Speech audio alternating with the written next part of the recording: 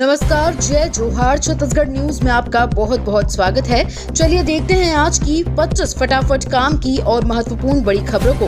पर इससे पहले आप वीडियो को कहां से देख रही हैं, कमेंट में बताना बिल्कुल ना भूलें।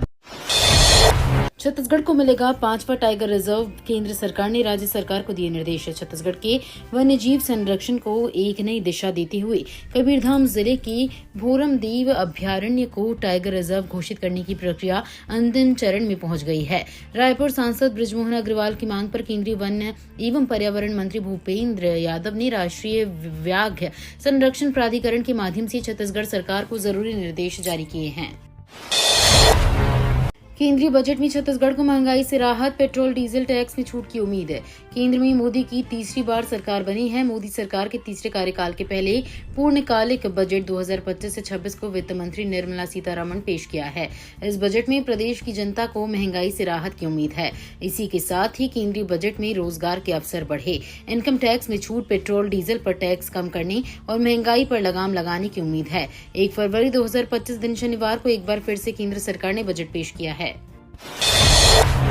छत्तीसगढ़ के सक्ती जिले में 100 अत्याधुनिक नंद घर स्थापित करेगा वेदांता। सामुदायिक विकास की दिशा में एक महत्वपूर्ण कदम बढ़ाते हुए वेदांता ग्रुप अपनी प्रमुख महिला और बाल विकास पहल प्रोजेक्ट नंद घर के तहत छत्तीसगढ़ राज्य के सक्ती जिले में 100 नंद घर स्थापित करेगा। ये महत्वाकांक्षी परियोजना वेदांता की सामाजिक प्रभाव शाखा अनिल अग्रवाल फाउंडेशन और सक्ती जिले में महिला और बाल विकास विभाग के बीच साझेदारी के तहत चलाई जा रही है, जिसके लिए हाल ही में MOU पर हस्ताक्षर किए गए।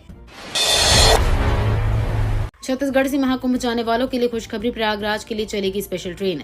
रेलवे प्रशासन द्वारा प्रयागराज महाकुंभ मेला जाने वाले श्रद्धालुओं एवं यात्रियों को सुगम, सुरक्षित एवं आरामदायक यात्रा उपलब्ध कराने के उद्देश्य से कुंभ मेला विशेष ट्रेनें संचालित की जा रही हैं।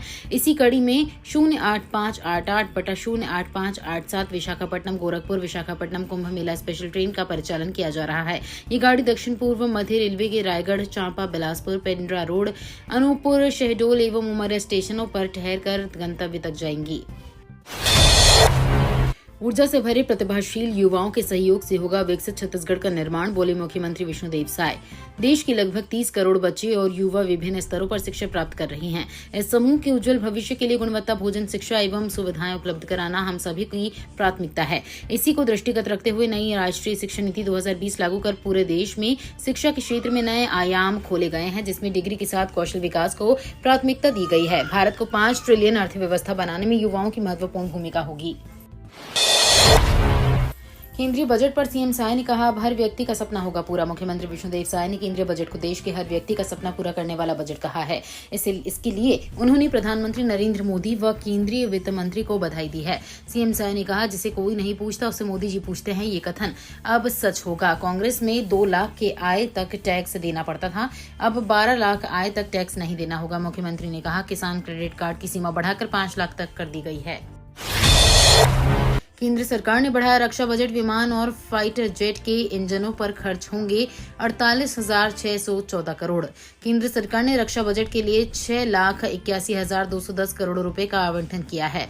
ये रकम पिछले साल के 6,21,940 करोड़ रुपए के परिव्यय से अधिक है। वहीं कुल पूंजीगत परिव्यय 1,92,387 करोड़ रुपए आंका गया है। राजस्व व्यय 4,88,822 करोड़ रुपए रखा गया है। पेंशन के लिए 1,60,795 करोड़ रुपए का आवंटन किया गया है। पूंजीगत व्यय के तहत विमान और एयरो इंजन के लिए 48,614 करोड़ रुपए का आवंटन किया गया है। छत्तीसगढ़ में कांग्रेस को बड़ा झटका, चुनाव से पहले की कई जगहों पर जीती बीजेपी। छत्तीसगढ़ में नगरीय निकाय का चुनाव 11 फरवरी को होना है। इसके बाद 15 फरवरी को मतगणना होगी। शुक्रवार को निकाय चुनाव के नाम वापसी का आखिरी दिन रहा।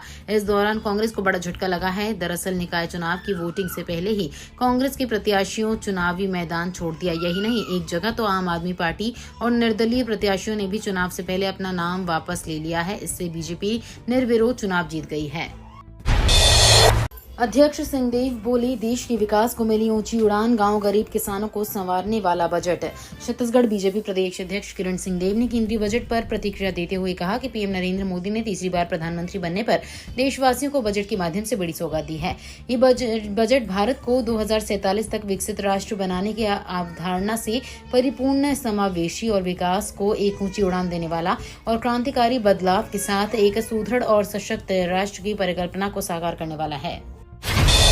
छत्तीसगढ़ में बजट पर सियासी घमासान सीएम विष्णुदेव साय ने बताया ऐतिहासिक। केंद्रीय बजट 2025 को लेकर छत्तीसगढ़ में राजनीतिक बयानबाजी तेज हो गई है। मुख्यमंत्री विष्णुदेव साय ने इसे देश के सभी नागरिकों के सपनों को पूरा करने वाला बजट बताया है। वहीं पूर्व सीएम भूपेश बघेल ने इसे अव्यवहारिक और लोक लुभावना करार दिया। छत्तीसगढ़ के मुख्यमंत्री विष्णुदेव साय ने बजट की तारीफ करते हुए कहा, मैं प्रदेश की 3 करोड़ जनता की ओर से पीएम मोदी, वित्त मंत्री निर्मला सीतारमण और उनकी टीम को बधाई देता हूँ। मोदी सरकार के बजट में कृषि, मनरेगा, रोजगार एवं छत्तीसगढ़ की उपेक्षा, बोले बघेल।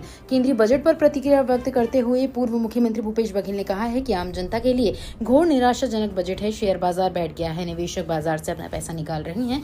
डॉलर 86.70 से पार हो गया है, बाजार लगातार गिर रहा है। मोदी सरकार की आर्थिक नीतियों पर से जनता का भरोसा टूट चुका है। बघेल ने कहा कि मोदी सरकार के बजट से देश का हर वर्ग निराश है। Middle class, lower middle class, गरीब, किसान, मजदूर और युवाओं के लिए इस बजट में कुछ भी नहीं है।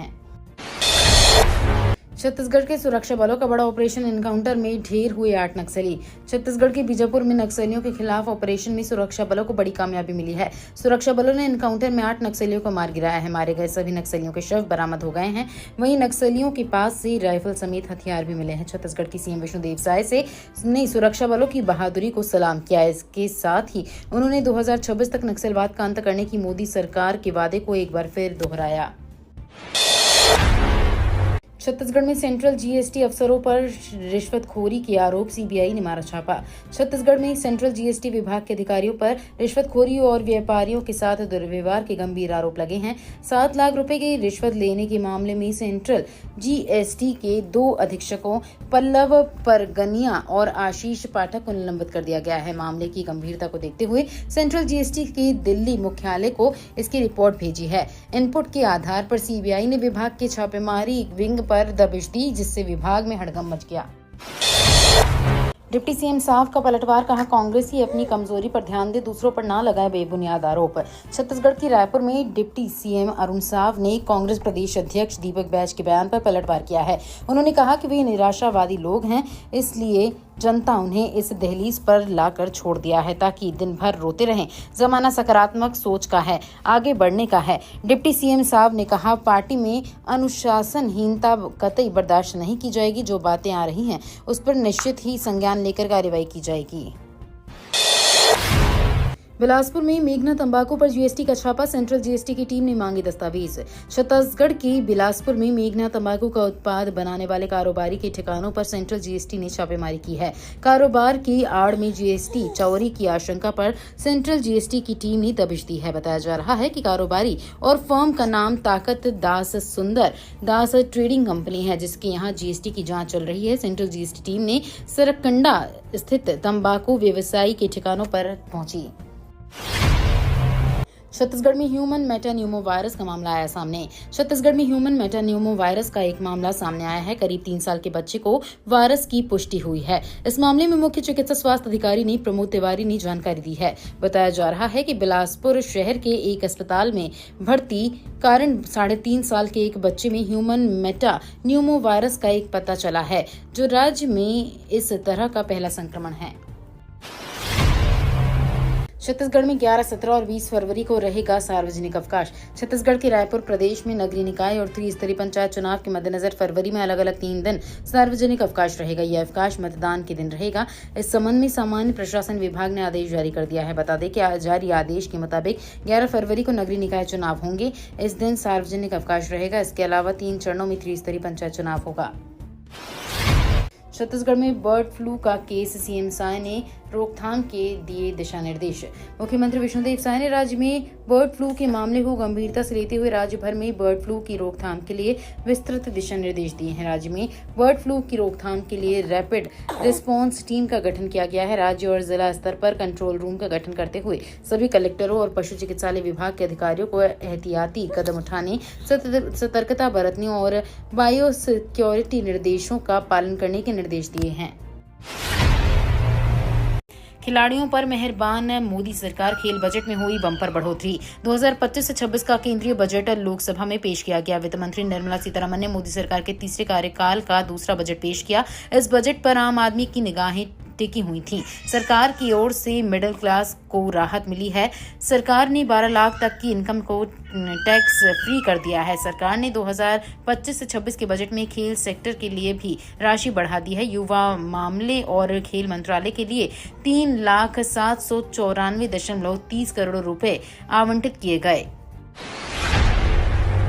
छत्तीसगढ़ में लगातार तापमान में बढ़ोतरी, चुभने लगी धूप। छत्तीसगढ़ में दिन और रात का पारा सामान्य से ज्यादा होने की वजह से गर्मी का एहसास होने लगा है। प्रदेश में ठंड गायब हो गई है, अब गर्मी परेशान करने लगी है। दिन का तापमान बढ़ने से धूप चुभने लगी है। प्रदेश में उत्तरी ठंडी हवाओं का असर खत्म हो गया है। इसके चलते वातावरण में अब शुष्कता बढ़ने लगी है। प्रदेश में मौसम साफ रहेगा, वहीं बालोद जिला सबसे गर्म रहा। छत्तीसगढ़ राइस मिलर्स एसोसिएशन के अध्यक्ष योगेश अग्रवाल ने अपने पद से दिया इस्तीफा। छत्तीसगढ़ राइस मिलर्स एसोसिएशन के अध्यक्ष ने अपने पद से इस्तीफा दे दिया है। योगेश अग्रवाल लंबे समय से अध्यक्ष के दायित्व का निर्वहन कर रहे थे।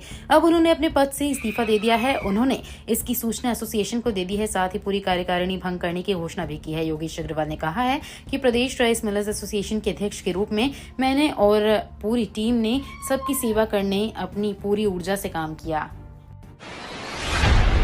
छत्तीसगढ़ में पहली बार होगा सबसे बड़ा थिएटर। खैरागढ़ में 4 से 9 फरवरी तक चलेगा भारत रंग महोत्सव। खैरागढ़ छुई खदान गंडई जिले में पहली बार दुनिया के सबसे बड़े थिएटर फेस्टिवल भारत रंग महोत्सव का आयोजन होने जा रहा है। इंदिरा कला संगीत विश्वविद्यालय में 4 से 9 फरवरी 2025 तक चलने वाले इस महोत्सव में देश विदेश के प्रतिष्ठित थिएटर समूह अपनी प्रस्तुतियां देंगे। राष्ट्रीय नाट्य विद्यालय में ने पहली बार छत्तीसगढ़ को इस प्रतिष्ठित फेस्टिवल की मेजबानी का मौका दिया है। अवैध रेत खनन से NH-30 पर बढ़ा खतरा, मशीनों से हो रहा उत्खनन। कांकेर जिले में महानदी के किनारे अवैध रेत का खनन जारी है। इस काम में मानव श्रम की जगह बड़ी बड़ी मशीनों का इस्तेमाल किया जा रहा है, जिससे स्थानीय लोगों को रोजगार से भी वंचित होना पड़ रहा है। स्थानीय लोगों के मुताबिक राजधानी रायपुर को जगदलपुर से जोड़ने वाले NH-30 पर स्थिति गंभीर है। रेत से भरे हाईवा वाहन पानी टपकते हुए सड़क पर चलते हैं, जिससे सड़क पर रेत और धूल का जमावड़ा हो गया है।